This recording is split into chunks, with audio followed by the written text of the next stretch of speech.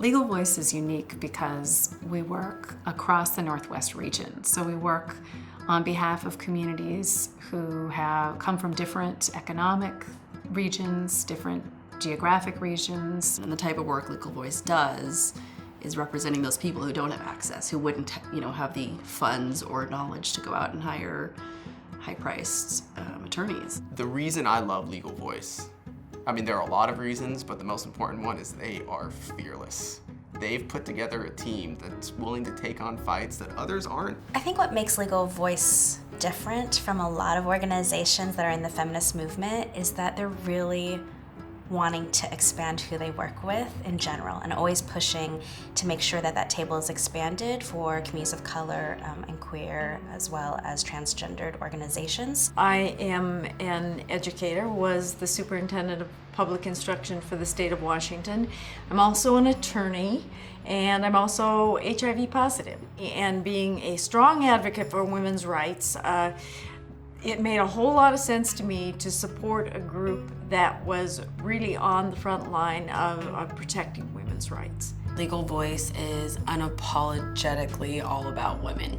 We started to hear in the early 2000s that women who wanted emergency contraception perhaps were being refused at the pharmacy counter, that pharmacists were asking them, "Why do you want this drug?" Well, frankly, it's no one's business but those women. It's a legal medication, and women are entitled to it. To me, it's sort of like the early days of AIDS when physicians thought they could not treat AIDS patients. We have a job, and we've taken an oath to provide care, and we need to do that without discriminating. The next thing we knew, there were public hearings and rulemakings and eventually the lawsuit. When the Stormans case was first filed, I assisted in the advocacy around the Board of Pharmacy rule.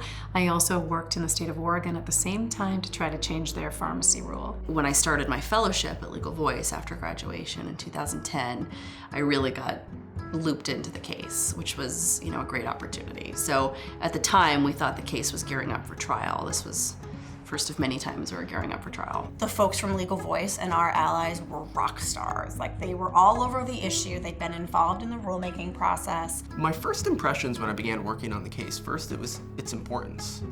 These rules were designed to make sure that people from all walks of life, not just women, not just children, but men, not just the ill, not just the infirm, but also the healthy, everyone has access to lawfully prescribed medications. We tried to make sure that the pharmacy board understood what it meant to a person whose insurance required them to go to a specific pharmacy to be denied access to their medications and sent somewhere else.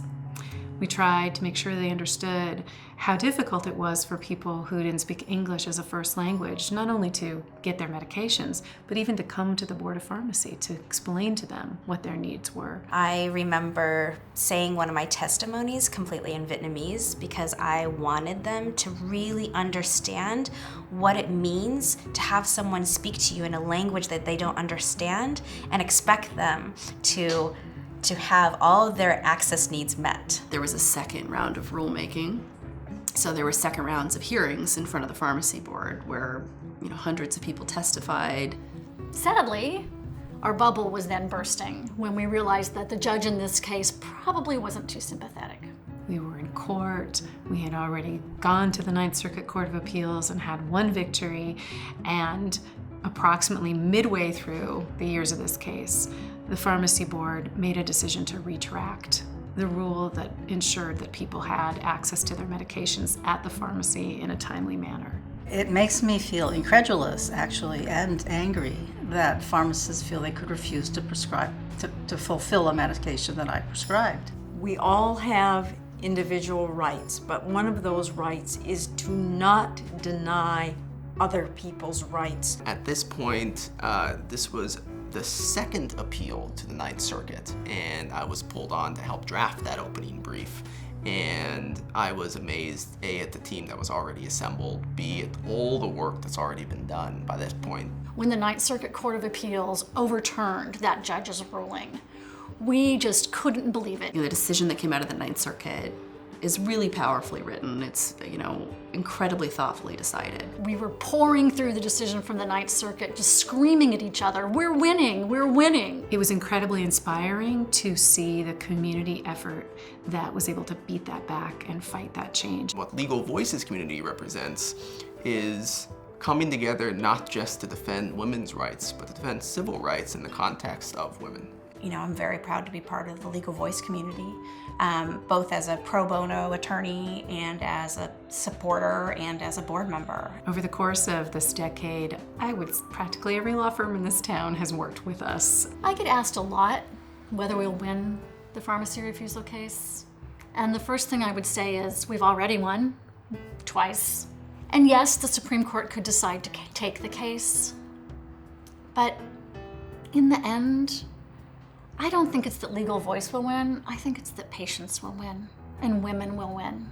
When you contribute to Legal Voice, you're making sure that an organization that's lean, mean, and very effective keeps running. We have a great community of donors and supporters who lifted us up, who shared their determination and their fury and their optimism and their belief in what Legal Voice does and what we stand for. It has just been incredible.